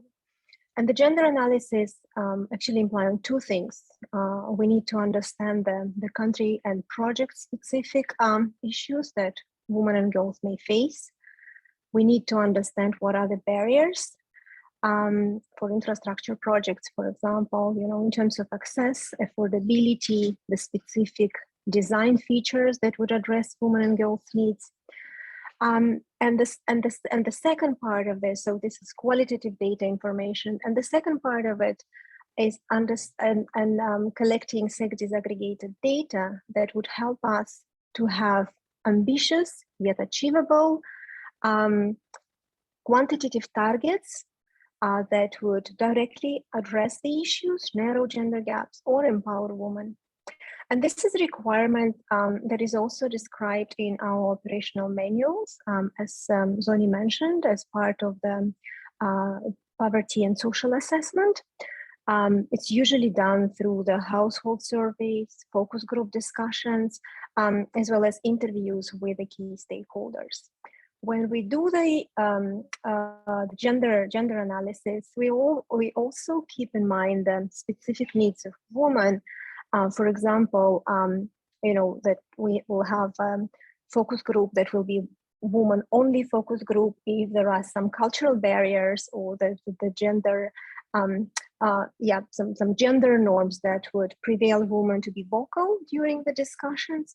And we also try to organize meetings in the time, settings, and the place that will be easily accessible to them, and also help them to manage the multiple tasks that they're responsible for on the household level and in their communities. So without gender analysis, the project cannot incorporate meaningful and proactive gender designs. And as Sam mentioned, these requirements are also tracked through our corporate results framework indicators. And we need to achieve the corporate target for 75% of projects that has to be with a gender design. So all the project teams are really highly motivated to do the analysis and to include gender as a key and integral part of the project design. Thank you. Thank you very much, Malika. Over to you, Madhu. As Malika already explained, that the poverty social, about the poverty social analysis. I mean, I'll just start what really happens at the concept paper stage when we are basically thinking about a project proposal. At that stage, what we actually do is the initial poverty social analysis. This is basically to flag the various social dimensions of the project, the poverty aspects, gender aspects, then who are the vulnerable population or who are the population group, the beneficiaries, the population groups that will be adversely affected, whether there are indigenous communities or not, whether they will be affected by land acquisition and resettlement. So all of this, it's like is assessed in a very, I mean, at that stage, you know, the project is obviously you're trying to build a proposal, but at least you get an idea. So based on that idea, what happens is a detailed poverty social analysis, as Malika mentioned. And at the stage of poverty social analysis, through using various tools like household surveys, stakeholder engagement, qualitative assessment, what it really does is it really flags how the design of the project can be enhanced, how to ensure that the various population groups who are there can benefit from the project, what measures can be included in the project design so that it's easy for people and different population groups, especially for the vulnerable groups, to access those benefits. And along with, in that stage, as Malika explained, there's also this gender analysis that also takes place, so which culminates into a gender action plan. In many projects, we also have some specific components that gets integrated into the design, or there are also separate social development action plans that are created just to ensure that the positive benefits of the project are, you know, realized better. Now, along with that, there is this other stream, which basically are to the negative impacts of the project, and our safeguards policy apply to the negative impacts of the project. So basically you have a project area. For example, you have a population of 500 households. Maybe among those 500 households, maybe only 100 are negatively affected by the project. So the safeguards policy deals with that subset of the population. And at that stage, we also undertake a social impact assessment. There is also environmental impact assessment through surveys. Obviously, we have to do a census, we have to do a socioeconomic survey, we have to really measure the land and assets that are lost. If there are indigenous communities, there are extensive consultation on their needs, their priorities, the impacts, and how we can make the mitigation measures that are very culturally appropriate. When it comes to environment impacts, we also have to assess what kind of negative impacts it would have on the people. For example, you have a project where you have a dam project upstream, and whether there will be downstream impacts, whether there are farmers, you know, living in the downstream area and they use water from the river. What will happen to them? What kind of impacts will there? So that is also dealt, you know, by the environment. Although it's part of the environment impact assessment, but it affects people. So all these mitigations plans are prepared. So when you see a project, so you have the documentation and efforts made in ADB projects to enhance the design and ensure the benefits are realized by additional measures, enhancement measures, targeting on gender or for any other vulnerable group. At the same time, there are also these negative impacts of the project that are ensured that we mitigate them through a proper analysis, stakeholder consultation, monitoring, and supervision. So this is how this whole puzzle works. So there are these, so I think to some extent it also answers, Michelle's question on gender and safeguards. So when one really focuses on the negative impacts of the project, that's the time during the surveys and the consultation, we also assess what would be the gender impacts. Is it a women-headed household who's losing the land? Is a women-headed household or disabled? If it's a women-headed, has some disability, so the impacts will be much more. So if this person loses, her house, what kind of relocation measures are most appropriate? So all these impacts are considered, and a resettlement plan or a mitigation environment management plan, all of them include measures to ensure these negative impacts are mitigated. So I'll stop there. I just tried to give you an overall picture, how this entire process works while actually processing a project. And obviously during implementation, all the plans that are prepared are also covenanted in our loan agreements, and they are monitored and have requirements for submission of monitoring reports so that ADB can also monitor the results of all these plans. Yeah, over to you, Zoni. Thank you very much, Malika and Madhu, for that very thorough explanation. I don't see any questions in the chat box, but we had a comment earlier from Michelle Isake from the Cook Islands. Michelle, I don't know if you are still here on the call, if you would like to expand on the point that you mentioned in the chat box. If you'd like to come in, you're most welcome.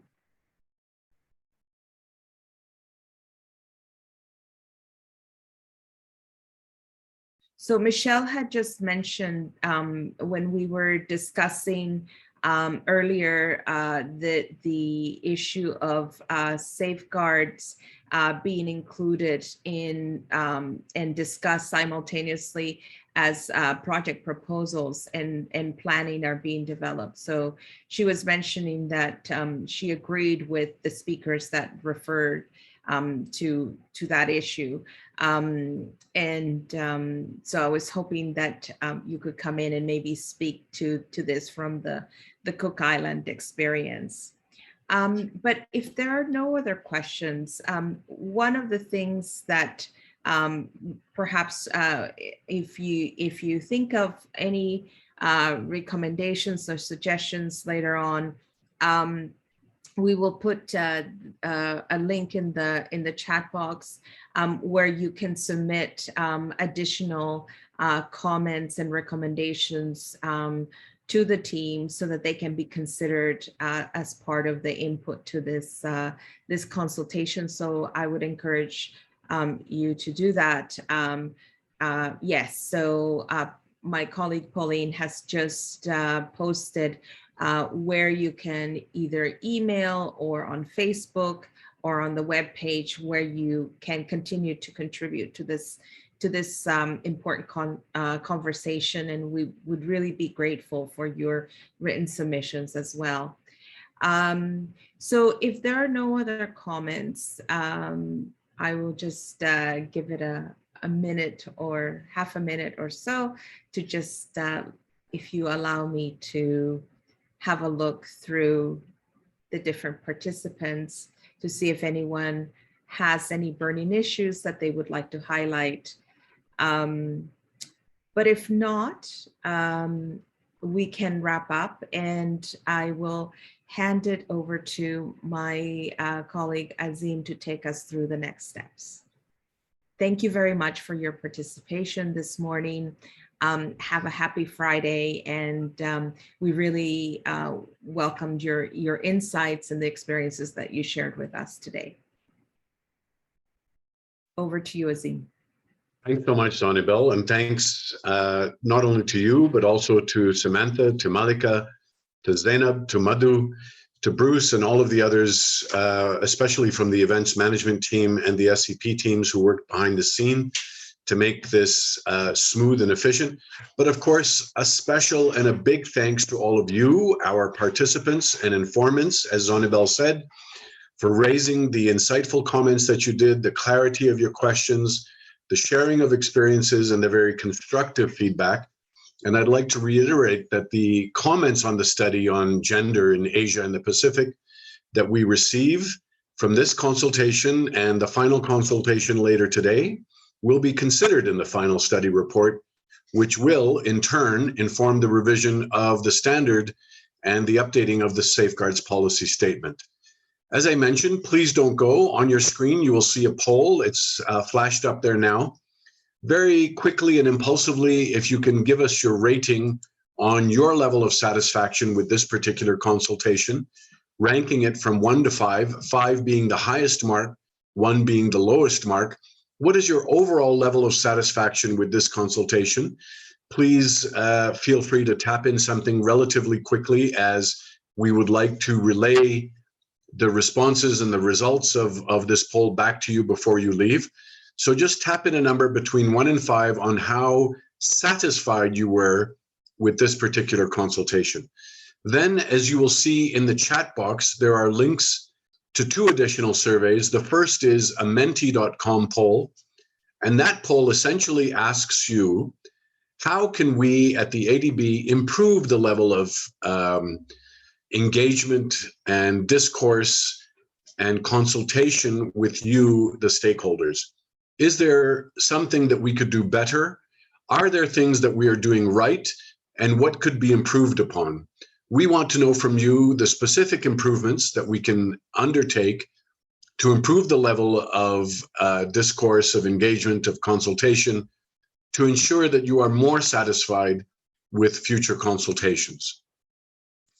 And then finally, we want to know in the post-event survey, did this engagement, did this consultation meet your expectation? Did it fulfill your needs? Did you get out of it everything that you anticipated before going in? And what do you look forward to in seeing manifest in the safeguards policy that is going to be reviewed? So with those 2 questions for future, you will have the entire weekend to respond to those. If you have time now, please do. Especially on the menti.com poll, feel free to add 3, 4, 5 sentences. But for now, what we'd like is your immediate responses on the Zoom poll that's on the screen. And we'd like to wrap that up in the next 5 seconds or so. So if you haven't typed in a response, please do so now so that we can then turn you over back to Bruce Dunn to give us a summary of today, as well as walk us through the next steps. So as you can see, we have the poll results from Zoom on screen now. 100% of you ranked this consultation somewhat satisfied or highly satisfied, a 4 or better. We understand and appreciate that there's always room for maneuver, always room for improvement. So if you want to specifically offer suggestions on how we can improve this engagement, we'd be glad to action them for the remaining few consultations. But with that, let me turn it over to the Director of the Sustainable Development and Climate Change Department at the ADB, and the overall director of this process on updating and revising the Safeguards Policy Statement, Mr. Bruce Dunn, to give us a summary of today and walk us through the next steps. Bruce, if you please. Thank you, Azim. And thank you once again for all of the participants that have joined today and those of you that have shared your comments and perspectives. It was really insightful and valuable to hear some of the challenges that you're facing and also the way that you're approaching gender equality issues at your country levels as well as down to some of the project level experiences. These are the types of things that we need to understand better so that we can improve our policy and the implementation. And of course, for ADB side, accelerating progress on gender equality really is one of the key priorities for us as an institution. Now, in this brief consultation, we've covered a number of topics. Let me provide just a very brief summary of some of the key points. I won't cover all of the details, but just a series of key issues. And then I'll speak a little bit about the forward-looking agenda, what we're considering for the safeguard policy, and then some of the next steps in the policy update process. So first, on some of the key issues. Firstly, we've heard about the importance of the legal policy and regulatory framework that has to set the enabling environment at the country level. And of course, that's something that is developing across the region. Secondly, we've heard about the importance of gender action planning and how, based on a robust legal framework, action planning can or should then be cascaded down to further more detailed work at the sector and subsector levels, and that can of course provide supportive guidance. But importantly, it needs to be linked to budget, so gender responsive budgeting processes. And we heard just briefly about some experiences from the Marshall Islands and about studies that have also been happening in Fiji and the Solomon Islands. So it's great to see the work in the Pacific there. We've also heard about the importance of early stage screening and planning at project levels, and how important it is for robust gender analysis to be undertaken as a basis for that. Some of my colleagues have spoken about the details on this. So, the analysis needs to be tailored to the country and project specific issues, and of course the local culture. We need to understand the barriers, vulnerabilities of women, but also a range of other groups and how they intersect. That has to be supported with collection of quantitative data, but also qualitative data. And also the use of things like focus groups with women can be very important for that. Of course, it is all the analytical work has to lead somewhere. It needs to feed into project-specific gender-sensitive project designs, as well as management measures to address any risks that may occur. And that's one area where the safeguards comes in particular, with risk management processes, which might link to different stages in the project, construction stage, implementation, and looking very carefully at the risks to women and communities. Quantitative targets was also mentioned. We have to have something to aim for, and that's critical for the monitoring and supervision and the long-term evaluation. Another point was on inclusive consultation processes.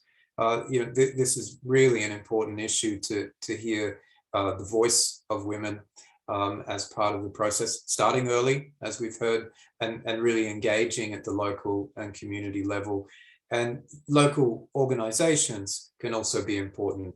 We heard from Vietnam, for example, about the role of some of the mass organizations, such as the Women's Union. But of course, there's roles with local community groups and civil society that also can be integrated there and to continue through the project cycle. Another issue which we didn't really talk much about in the Q&A session was on gender-based violence and sexual exploitation, abuse and harassment. However, I just wanted to flag again that we will be doing additional consultations, and we have a further background study on those issues, which will be starting from next week, actually, from next Monday, and then continuing through the week, we'll have consultations on that topic. So, if you're interested and committed around these gender issues, we'd love to invite you back for those consultations next week. And then lastly, we touched on some of the capacity needs, obviously, expertise, guidance, capacity support down at the project levels, and training. And that is something that we'll be seeking to strengthen with the rollout of the new policy. So, in a short space of time, we've touched on quite a range of issues. Now, looking ahead, we are still in the process of taking these consultations and then feeding that into the policy formulation. But I think already there are some key directions there.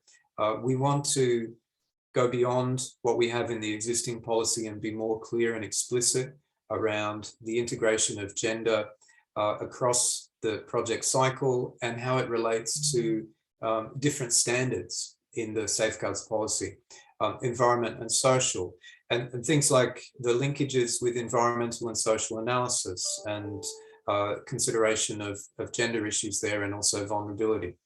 Plus it has to link into stakeholder engagement and consultation.